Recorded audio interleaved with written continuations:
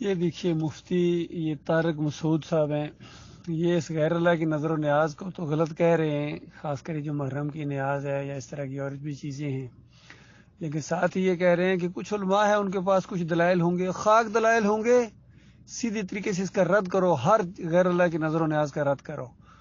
اور اس کے بعد یہ جو دین کے اوپر اجرت لیتے ہو یہ بھی حرام ہے، یہ بھی حرام ہے۔ یہ جو نماز پڑھانے کے پیسے، اذان دینے کے پیسے، اور مدرسوں میں جو پڑھاتے ہیں اس پہ پیسے لیتے ہیں، قرآن پڑھانے کے پیسے، ٹیوشن جس کو کہتے ہو، تو یہ سارے کے سارے اس کے اندر ملوث ہیں۔ یہ الیاس قادری ہے، پھر یہ علی انجینئر ہے، وہ بھی اس کو رد پوری طرح نہیں کرتا ہے، یہ دوسرے اور دو ہیں، یہ سارے کے سارے اس کے اندر ملوث ہیں۔ باقی کوئی مسلک اس سے ہٹا ہوا نہیں، حرام خوری سے۔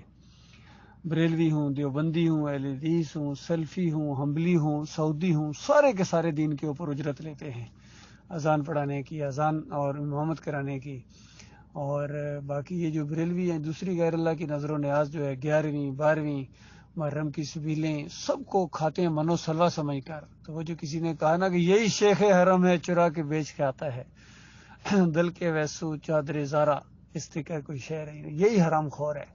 اسی وجہ سے آج دین جو ہے نا بکاری بن گیا ہے، کچکول ان کا نہیں جو ہے ان کا ختم ہوتا ہے۔ ہر طرح یہ بسوں کے اندر چڑھ کے آتے ہیں، فلاں جگہ مسجد بن رہی ہے، چندہ دو جی، فلاں جگہ یہ کرو، بگاریو۔ اس طرح کبھی اسلام میں مسجدیں بنی ہیں؟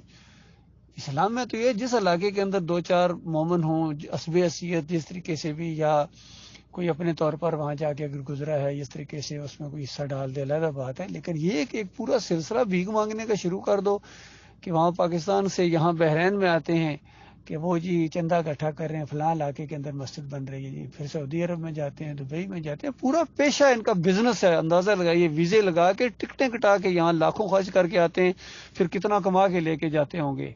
یہ ان کا ناصر رحمانی ہے اہل حدیثوں کا، یہ بھی یہاں آتا ہے۔ طارق جمیل نے بھی ایک دفعہ آنے کی کوشش کی، کچھ لوگوں نے یہاں اس کی مخالفت بھی کی۔ باقی یہ توصیف الرحمان بھی آتا ہے، ادھر سے بھی کھاتا ہے، مال کھاتا ہے، ادھر بحرین میں بھی آتا ہے، سارے لگے ہوئے ہیں۔ پھر ادھر کتنے ان کے مدرسے بنائے انہوں نے، کوئی دارالسلام سے کے نام سے، کوئی دارالایمان کے، اس طرح کے بے شمار سارے کھائے جا رہے ہیں، دین کے نام پر کھاتے ہیں بے ایمان۔ ان حرام خوروں کی جب دعائیں قبول نہیں ہوتی ہیں تو ان کو امام بنانے کے بعد آپ کی جو ہے نمازیں کیسے قبول ہوں گی؟ یہ سوچنے کی بات ہے جی۔ عقیدے بھی خراب اور کمائی بھی حرام، اس وجہ سے خیر نہیں آ رہی ہے، اس وجہ سے خیر نہیں آ رہی۔ جب تک ان حرام خوروں کو یہ ہڈی دینا بند نہیں کرو گی، حق کبھی نہیں بولیں گے، کبھی مسلکوں سے نہیں نکلیں گے، آپس میں لڑاتے رہیں گے یہ لوگوں کو سارے کے سارے۔